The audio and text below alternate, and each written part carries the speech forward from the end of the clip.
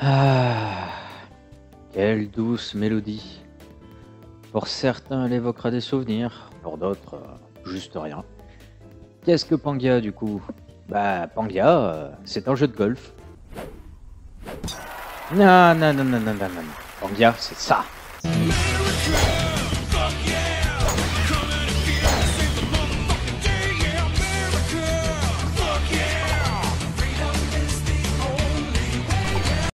Vous l'aurez compris, Pangia est un jeu de golf style fantasy manga, assez unique, voire même précurseur dans son genre. Je rappelle qu'il est sorti il y a déjà plusieurs années, bien avant les Mario Golf et compagnie. Il a l'énorme avantage d'aussi bien convenir aux joueurs fun et casual qu'aux joueurs tryharders recherchant la performance. Vous pouvez y jouer simplement comme un jeu de golf classique, ou de façon un peu plus adaptée et prévue par le jeu, en utilisant tous les coups spéciaux possibles et imaginables disponibles dans le jeu. Le jeu est jouable en multijoueur avec vos amis, ou des randoms en 1v1 jusqu'à 4 joueurs, ou en 2v2, et même encore en tournoi, en grand prix, en approche mode, et j'en passe, avec plusieurs dizaines de joueurs. Le jeu a été abandonné depuis déjà plusieurs années par les boîtes qui le distribuaient comme Goa, mais cela est limite salutaire pour le jeu, car la totalité du contenu du jeu de base, qui avant était payante, est désormais gratuit.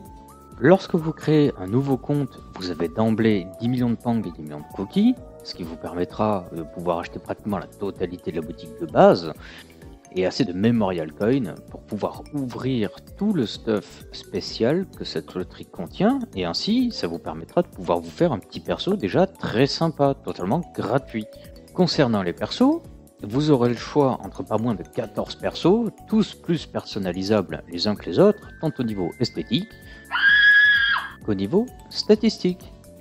Même si dans l'ensemble il reste proche et équilibré, surtout au niveau du stuff, vous aurez tout de même quelques différences, notamment au niveau des stats de base.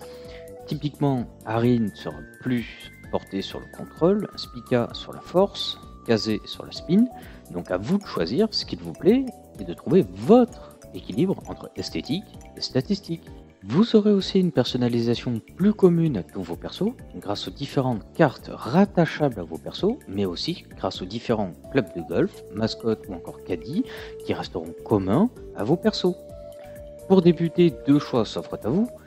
Première solution, vous lancez le jeu et vous jouez directement. Par contre, vous aurez un perso sans stuff, ce qui risque de nuire à votre expérience de jeu. Ou numéro 2, vous commencez par acheter des objets dans la boutique ainsi que des Memorial Coins pour avoir au moins une bonne base, un début de stuff, qui, je le répète, de toute façon ne vous coûtera pas d'argent réel.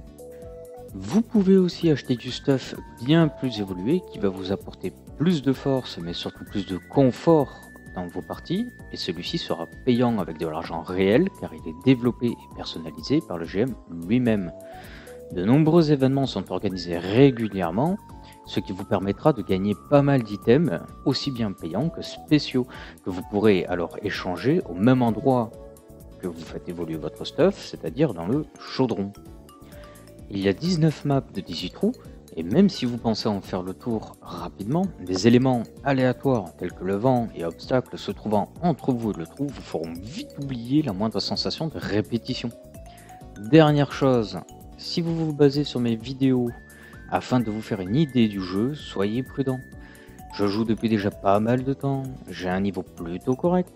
Cela reviendrait un peu à se fier à une vidéo faite par un gros joueur de WoW dans un donjon mythique plus 20, alors que vous n'avez vous-même pas lancé le jeu une seule fois. Sur ce, à plus!